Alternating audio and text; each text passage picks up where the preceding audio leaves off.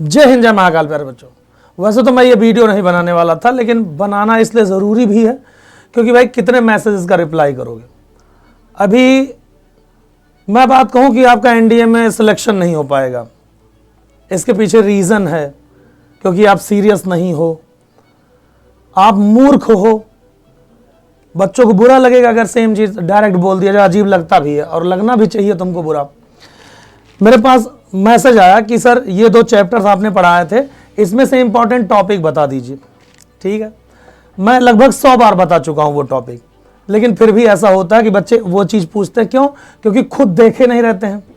Paper leak series चल रहा है, लेकिन मेरे पास मैसेज आता है कि सर PSL कब स्टार्ट होगा, पेपर लीक सीरीज कब स्टार्ट होगा। अरे अभी जो चल रहा है पहले वो तो पढ़ो। सर प्रीवियस ईयर क्वेश्चन कब से लगाना शुरू करें? फिर वही बात, जब डे 1 से आपने एनडीए का प्रिपरेशन स्टार्ट किया था तभी हमने आपसे यह बोला था कि देखो टीचर तो प्रीवियस ईयर क्वेश्चन लगवाता ही है।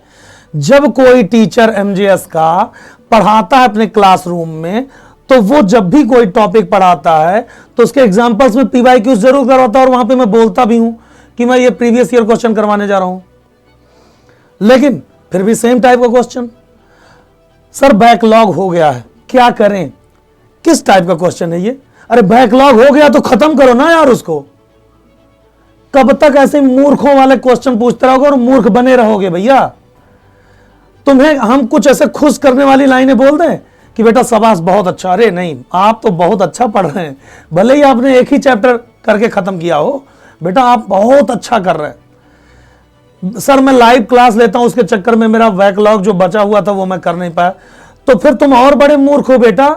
अगर आपने बिना बैकलॉग कवर किए खाली लाइव ले रहे हो और आपको पता है कि चीजें ऐसे चलती हैं, जो आज पढ़ाया गया अगर वो नहीं पढ़े हो तो कल जो पढ़ाया जाएगा वो ढंग से नहीं समझ में आएगा। फिर तुम किस हद तक का दिमाग यूज कर रहे हो कि आप वो बैकलॉग छोड़ करके और लाइव क्लास ले रहे हो? किसी तरीके से क्या ये लॉजिकल है?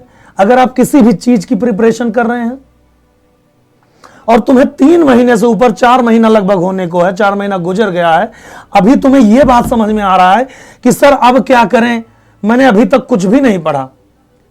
क्या आप बेवकूफ वाले क्वेश्चंस पूछ रहे हो? क्या आप सच में सीरियस हो यार? और मैं ये कह रहा हूं कि आप सीरियस हो ही नहीं भाई। अगर कोई स्टूडेंट सीरियस है तो वो इस टाइप का क्वेश्चन करेगा ही नहीं। और अगर जेन्युइनली अभी तक आपने कुछ भी नहीं पढ़ा है तो प्लीज अब मत पढ़िए, क्योंकि लास्ट में फिर आप ये कहोगे कि अरे सर आप तो पढ़ा नहीं, क्या पढ़ा है, ढंग से समझ में नहीं आया। अरे ढंग से कैसे नहीं समझ में आया भाई? 6 महीने का खाना एक दिन में कोई खा सकता है क्या? मैं तो इस वाले लॉजिक से बहुत कोसों दूर हूं। मैं इन सब चीजों से बहुत कोसों दूर रह करके बात कर रहा हूं। क्यों? क्योंकि भाई अगर कोई सीरियस कैंडिडेट है, कोई कैडेट सीरियसली एनडीए का प्रिपरेशन कर रहा है, एयरफोर्स का प्रिपरेशन कर रहा है, तो वो डेली पढ़ाई कर रहा होगा, और अबाउट नियर मैं कह रहा हूं मिनिमम वो 6 घंटे डेली पढ़ रहा होगा। अरे भाई अगर आपने डे 1 से प्रीवियस ईयर क्वेश्चन नहीं शुरू किया था तो भी आपको 10-15 दिन बाद से PYQs लगाने स्टार्ट कर देना चाहिए थे। मैंने बोला था कि अगर आप प्रीवियस ईयर क्वेश्चन लगाओगे उसमें बहुत सारे क्वेश्चंस आपको नहीं आएंगे, वो आपके टीचर्स करवाएंगे। तो उससे क्या होगा, एक बार ऑलरेडी आपने लगा रखा है, एक बार जब आपका टीचर दोबारा लगवा रहा है उसमें आपके सारे डाउट्स भी क्लियर हुए और आपने एक बार प्रीवियस ईयर क्वेश्चन रिवाइज कर दिया। फिर जब आप मॉक दे रहे होगे तब फिर से उसमें भी प्रीवियस ईयर क्वेश्चन शामिल किए जाएंगे, या उसी टाइप के क्वेश्चन पर डेटा चेंज करके दे दिए जाएंगे, तो आपका प्रीवियस ईयर क्वेश्चन एक बार फिर से रिवाइज हो गया। जब आप PSL कर रहे होगे, पेपर लीक सीरीज कर रहे होगे, तब उसमें भी आपके टीचर्स प्रीवियस ईयर क्वेश्चंस पे बेस्ड डेटा चेंज करके क्वेश्चंस करवा देंगे, तब आपका चौथी बार प्रीवियस ईयर क्वेश्चन रिवाइज हो गया। उसके बाद जैसे ही पेपर लीक सीरीज आपने खत्म किया, जैसे ही आपको क्विज दिया जाएगा, आप ऐप में जाकर के फिर से क्विज देंगे, उसमें भी प्रीवियस ईयर क्वेश्चन पे बेस्ड क्वेश्चंस रहेंगे। आपका 5 बार प्रीवियस ईयर क्वेश्चन रिवाइज हो गया। और लास्ट में जब आप मेजर टेस्ट दे रहे होगे तो फिर से प्रीवियस ईयर क्वेश्चन पे बेस्ड आपके क्वेश्चंस उसमें डाल दिए जाएंगे, और 6वीं बार आपका प्रीवियस ईयर क्वेश्चन रिवाइज हो गया। इतनी रिवीजन्स के बाद आप एकदम एक स्ट्रॉन्ग कैंडिडेट बनकर के अपने एग्जाम में बैठेंगे, लेकिन तब जब आप ये सब कर रहे होंगे। बट अभी आप क्या कर रहे हैं? अभी आप ये कर रहे हैं कि सर मैंने अभी तक कुछ नहीं पढ़ा, अभी कुछ ऐसा रास्ता बता दीजिए कि मेरा पास हो जाए। क्या बात करते हैं यार आप लोग, मुझे तो नहीं समझ में आता कि यार एक बात बताओ, कोई टीचर है या जादूगर है कि क्या नाम है, किसी ने कुछ मंत्र पढ़ा और गिलास में कुछ पाउडर घोल करके पिला दिया, सारा फिजिक्स क्लियर, सारी केमिस्ट्री याद, मैथ्स के सारे फॉर्मूले याद, सारे प्रीवियस ईयर क्वेश्चन एक साथ कर डाल रहे हैं हम, 3-3 हजार क्वेश्चन एक दिन में कर डाल रहे हो। अगर आप वास्तव में बता रहे हैं, अगर आप अपनी पढ़ाई को लेकर सीरियस नहीं है तो घर का पैसा बर्बाद करना बंद करिए, समय बर्बाद करना बंद करिए, कहीं जाइए, कहीं प्राइवेट कोई नौकरी कर लो। क्योंकि एनडीए में जाने के लिए, लेफ्टिनेंट बनने के लिए आपका जो मोड ऑफ स्टेट होना चाहिए, जो आपका अप्रोच होना चाहिए एग्जाम के रिगार्डिंग, वो तो मुझे नहीं दिख रहा है, बिल्कुल भी नहीं दिख रहा। ओल्ड रैंकर्स वाले बच्चे, पूरा सिलेबस उनका कंप्लीट हो चुका है, अब उनको क्या चाहिए? उनको चाहिए ईमानदारी से पीएसएल करें, या जो प्रीवियस ईयर क्वेश्चंस कराए जा रहे हैं अब वो पीवाईक्यूज रिवाइज करें, जो मॉक टेस्ट हो रहा है वो मॉक टेस्ट दें। रैंकर्स 2.0 वाले बच्चे ये क्या करें? ये करें अपना जो आपकी क्लासेस चल रही है वो क्लास करिए, जो मॉक दिया जा रहा है वो मॉक लगाइए, जो क्वेश्चंस दिए जा रहे हैं वो क्वेश्चंस करिए, रिवीजन करते रहिए। यूट्यूब में कोई बच्चा अगर नया आया है, कहीं ना कहीं से अगर प्रिपरेशन कर रहा है, लेकिन उसको लगता है कि उसके सब्जेक्ट ढंग से नहीं कवर हुए हैं, तो इसके लिए आप अकेले रिस्पॉन्सिबल हैं बेटा। जब आप कहीं पे एडमिशन लेते हो तो आपकी अपनी रिस्पॉन्सिबिलिटी होती है कि आप चेकआउट करें पहले कि क्या चीज ढंग से पढ़ाया जा रहा कि नहीं। लास्ट में आप आते हो कि एमजेएस पे कि सर अब कुछ बता दो मुझे। क्या यह पॉसिबल है कि अंतिम के 20 दिनों में, 15 दिन में ऐसा कुछ कर दिया जाए? यह पॉसिबल तब हो पाएगा कि जब आपने ढंग से पढ़ लिया है, लेकिन अब आप एकदम से ब्लैंक हो चुके हैं कि सर हम रिवीजन भी चाहते हैं और मुझे कम से कम 30-35 मॉक देना है और हर मॉक का मुझे सामने बैठ के सॉल्यूशन चाहिए, तब तो मैं कोई रास्ता निकालूं। उसके लिए रास्ता भी है। जब आप ये कहते हो कि सर मैंने तो वैसे तो सब कर लिया, बट जब क्वेश्चंस लगाने बैठता हूं तो मैं क्वेश्चंस नहीं कर पाता हूं। कम से कम नहीं तो 1000 बार मैंने बोला होगा कि जब भी आपको क्वेश्चन लगाने बैठना है, उससे पहले आपको एक क्विक रिवीजन करना है उस पर्टिकुलर चैप्टर का, जिस पर्टिकुलर चैप्टर का क्वेश्चंस करने जा रहे हैं आप। बट नहीं, हर बार वही चीज होता है, हम क्वेश्चंस करने बैठते हैं बिना रिवीजन के और हम बार बार क्वेश्चन देखते हैं, फिर पलट के अपने नोट्स का फॉर्मूला देखते हैं, उसके बाद एक क्वेश्चन करते हैं। जो क्वेश्चन हमसे 15 से 30 सेकंड में हो जाना चाहिए था, 1 मिनट में हो जाना चाहिए, उसको हम लगा रहे हैं 2.5 मिनट, 5 मिनट, 10 मिनट। हो गया सिलेक्शन। ऐसे कभी जीवन में नहीं सिलेक्शन होता। समझ में आई बात? हर चीज का एक सही तरीका होता है। और मैं ये कहता हूं, चलो आप कहीं किसी कोचिंग से प्रिपरेशन नहीं कर रहे हो, YouTube से ही अगर आप ईमानदारी से पढ़े होगे तो आप कम से कम नहीं तो 75% ढंग का रिवीजन कर चुके होंगे। हर टीचर, किसका सपना नहीं होता? हर टीचर का सपना होता है कि मेरी कोचिंग से ज्यादा बच्चे सफल हों, मेरे YouTube चैनल से ज्यादा बच्चे पढ़ के सफल हों। किसका सपना नहीं है यार? सबका है। और हर कोई अपना बेस्ट देने की कोशिश करता है। हम तो इन 2 महीनों में क्या क्या नहीं करते हैं, उससे पहले ही हम ऑनलाइन और ऑफलाइन में इतना मेहनत कर रहे होते हैं। उसके बावजूद टीचर थकता नहीं है, वो क्लास लेने के बावजूद आता, फिर यूट्यूब पे वहां चिल्लाता है, ऐप में चिल्लाता रहता है, क्वेश्चंस देता रहता है, मॉक करवाता रहता है। उसके बाद बच्चों का, और बार बार ऐसा नहीं है, गाइडेंस वाले कम से कम नहीं तो 10 वीडियोस आपको एमजेएस के चैनल पे अब तक अपलोड हो चुके हैं, लेकिन फिर भी गिरहवा वीडियो बनाना पड़ रहा है। क्यों? क्योंकि ऐसे क्वेश्चंस आते हैं। कुछ बच्चों का यूट्यूब से ही डायरेक्ट कमेंट आता, ऐप में जाके वो क्वेश्चन पूछ लेते हैं, या फिर कहीं ना कहीं वीडियो में ही कमेंट करते हैं कि सर हमने तो सारे कर लिए थे, हमने सब रिवीजन कर लिया सर, लेकिन फिर भी ऐसा लग रहा कोई कमी सी महसूस हो रही सर, अभी तक एक भी मॉक नहीं दे पाया हूं मैं। सर यूट्यूब से पढ़ने वाला बच्चा हूं, इसलिए अभी तक एक भी मॉक नहीं दे पाया हूं।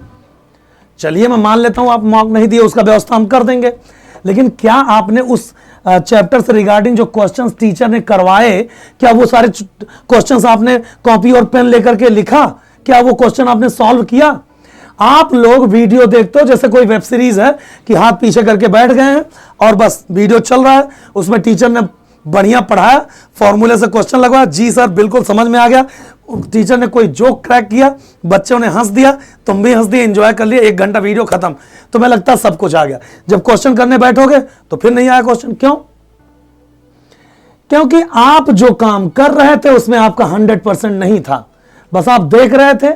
आपके हाथ में ना तो पेन था, ना तो सामने एक पेपर था जिससे कि आप देखें, क्वेश्चन को खुद से सॉल्व करें। अब जब आंखों को यह आदत है कि बिना हाथ चलाए क्वेश्चन का सॉल्यूशन देखने की आदत पड़ गई हो, तो एग्जाम हॉल में उस दिन क्या तुम्हारे अंदर कोई अवतार आ जाएगा क्या? बिना प्रैक्टिस के तुम जाकर के एनडीए क्वालिफाई कर लोगे। और मुझे यह चीज नहीं समझ में आता यार, ये बच्चे इतने लीचड़ क्यों होते हैं भाई? अगर आपको किसी पर्टिकुलर एग्जाम की प्रिपरेशन करनी, आपको पता है यूपीएससी इतना थर्ड क्वालिटी का क्वेश्चन नहीं पूछ रहा है, 9 सब्जेक्ट अकेले कवर हो रहे हैं, और उसके बावजूद आप एकदम लास्ट में आकर के कह रहे हो कि सर मुझे क्वेश्चंस की प्रैक्टिस चाहिए, तो कोई मतलब नहीं। अब आपको पता है अभी लगभग 20 दिन के बाद, 20 दिन के बाद, 25 दिन के बाद कम से कम नहीं तो 1000 लोग, बच्चे कमेंट करेंगे कि सर बहुत बड़ी गलती हो गई, अभी क्वेश्चन कहां से प्रैक्टिस करूं, कुछ समझ में नहीं आ रहा है। और आपको बताएं कब आता है यह कमेंट? हर साल हम लोग क्या करते हैं, हर साल जैसे अगर अप्रैल वाला सेशन होता है तो मार्च में हम लोग एक क्रैश कोर्स लॉन्च करते हैं, और उन बच्चों के लिए जो हमारे रैंकर्स में भी पढ़ रहे हैं, या रैंकर्स 2.0 में पढ़ रहे हैं, या यूट्यूब से पढ़ रहे हैं, जो लास्ट में जिनको मॉक देना है और लास्ट में जिसको रिवाइज करना ढंग से, इनके लिए लॉन्च करते हैं। जब ये सिलेक्शन बैच, जिसको क्रैश कोर्स बोलते हैं, उसको सिलेक्शन बैच भी बोल सकते हैं आप, जब ये बैच खत्म होने को आता है तब कम से कम 50 लोगों का कमेंट आता कि सर क्या कुछ ऐसा हो सकता है क्या कि रिवाइज हो जाए, कुछ बहुत सस्ते फीस में, और जबकि इसकी फीस बहुत ज्यादा सस्ता ही रखा जाता। तो ये वीडियो बनाने का मकसद ये नहीं था सिर्फ कि क्या नाम है आपको ये बता दिया जाए कि क्या नाम है रिवाइज करना कैसे है। उसका मकसद ये था कि जब ये बैच खत्म हो जाएगा तब मेरे पास मैसेज ना करना बच्चा, क्योंकि मेरा खोपड़ी बहुत ज्यादा खराब हो जाता उस टाइम पे। जब कोई चीज स्टार्ट हो रही है आप उस टाइम पे कहां रहते हो भाई? मुझे ये चीज समझ में नहीं आता। और अगर आपको ढंग का प्रिपरेशन नहीं करना तो मत करो पैसा बर्बाद घर का। देखो मेरा तो अपना ये मानना है, मेरा भी, और मैंने मतलब मयंक सर से भी बात किया कि भाई एक जैसे हमारे जो रैंकर्स 2.0 वाले बच्चे हैं या रैंकर्स के बच्चे हैं, उनका मेरे पास खूब सारा मैसेज कमेंट आता रहता है, मेरे पास बहुत ज़्यादा आता भी है, क्योंकि तुम लोग जानते भी, जो लोग देख रहे हैं वो जानते भी हैं, कनेक्ट भी कर पाएंगे। ऑफलाइन वाले बच्चों के लिए ऑलरेडी हम कर रहे हैं जो कर पा रहे हैं, जो करना चाहिए उससे भी ज़्यादा बेस्ट एंड बेस्ट करने की कोशिश कर रहे हैं। तो जो ये क्रैश कोर्स अभी लॉन्च हो रहा है वो 1 मार्च से लॉन्च हो रहा है। अभी उसका मेन उद्देश्य क्या है? उसका मेन उद्देश्य यह है कि भाई 30 दिन रहेंगे आपको, और आपको जैसे ये बोला जाएगा उसमें कि ये है चैप्टर, ये कल आपको रिवाइज करके आना है, क्योंकि ऑलरेडी आप लोग पढ़ चुके हो। ध्यान सुनना, जब आप रिवाइज करके आओगे तो टीचर आपका एक छोटा सा क्विक रिवीजन कराएगा, क्योंकि 1 महीने में पूरा सिलेबस लगभग कंप्लीट होना था।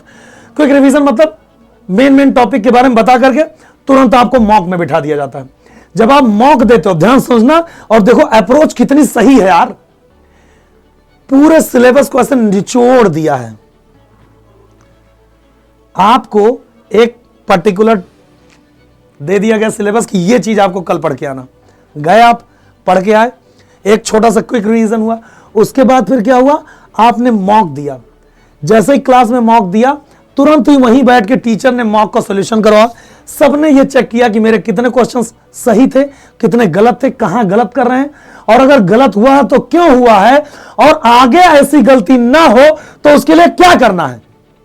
ये सारी बातें करने के बाद हम फिर नए मॉक की तरफ बढ़ते हैं, फिर सेम चीज रिवाइज करते हैं, सारी बातें करने के बाद फिर हम नए मॉक की तरफ बढ़ते हैं, और ऐसे करते करते बारी बारी से हम लोग 30 मॉक करते, 30 मॉक्स, और तब जाके वज्र की तरह मजबूत कैडेट तैयार होता है जो एग्जाम हॉल में बैठने लायक होता है। समझ में आई बात? तो इस तरीके का प्रिपरेशन करना है। सिलेक्शन बैच जो है, जो क्रैश कोर्स बैच है, वो उन बच्चों के लिए एक गोल्ड, मतलब आप ये समझ लो कि स्वर्णिम युग की तरह है, एक स्वर्णिम युग की तरह है। जैसे आप लोग पढ़ते होंगे, क्या नाम है यार वो हिस्ट्री में, मुगल काल को स्वर्ण काल कहा जाता था, क्योंकि बड़े सोने चांदी के खर्चे होते थे, वो लोग युद्ध लड़ने में, महल बनाने में बहुत खर्चा करते थे। बस वैसे ही समझ लो, ये नॉलेज का स्वर्णिम युग की तरह रहेगा आपका। अगर आपने ढंग से थोड़ा बहुत पढ़ाई करा है तो आप आ करके सिलेक्शन बैच ज्वाइन करके, मैं आपसे यह कहता हूं अगर आपने 70% रिवीजन कर लिया है, 70% आपको लगता है कि आप एग्जाम फोड़ सकते हो, 60% लगता है आप एग्जाम फोड़ सकते हो, या ऐसे बच्चे जो थोड़े टैलेंटेड हैं लेकिन वो थोड़ा लेट में प्रिपरेशन स्टार्ट किया और उनको लगता है 50-50% का चांस है, तो आपको मैं बताऊं कि ये है वो लाइन जिसके इस पार आप खड़े हैं, और ये है वो लाइन जो एनडीए पास कराने वाली है, और ये है वो वाला एरिया जहां पे खड़गवासला है। इस लाइन से उठा करके इस लाइन के इस पार लाने की जिम्मेदारी हमारी है। बस ये है, जितना कहा जाए, जैसे कहा जाए, जब कहा जाए, जहां कहा जाए, उतना करो, वैसे करो, तब करो, वहां करो। अगर आपने इस चीज को कर लिया तो कसम महाकाल की मेरा वादा है कि Khadakwasla is waiting for you. बस मेरा उद्देश्य यही था, और मेरा उद्देश्य यह भी था बताने का कि जो जो लोग अभी तक सीरियस नहीं है, प्लीज मेरे बच्चे सीरियस हो जाओ। नहीं तो वास्तव में बताएं, एग्जाम हॉल में एग्जाम देने के बाद जब आप बाहर निकलोगे तो आपको पूरी दुनिया अजनबी लगेगी, कोई अपना फील नहीं होगा, दुख दर्द तो होगा ही, पछतावा भी होगा। समय कभी लौट के नहीं वापस आता है, यह बात हमेशा याद रखिए। तो क्रैश कोर्स बैच जो है वो 1 मार्च से स्टार्ट हो रहा है और 30 दिन का होगा, और इस 30 दिन में हम 3000 गुना स्ट्रांग बनाएंगे आपको। Thank you so much for watching this video. मिलते हैं बेटा 1 मार्च को सिलेक्शन बैच में, लखनऊ में, एमजीएस डिफेंस एकेडमी में। लखनऊ बहुत प्यारा शहर है, एक बार आप आइए और मिल करके प्रिपरेशन करते हैं। तब तक के लिए जय हिंद, जय महाकाल, ढेर सारा प्यार फ्रॉम एमजीएस परिवार।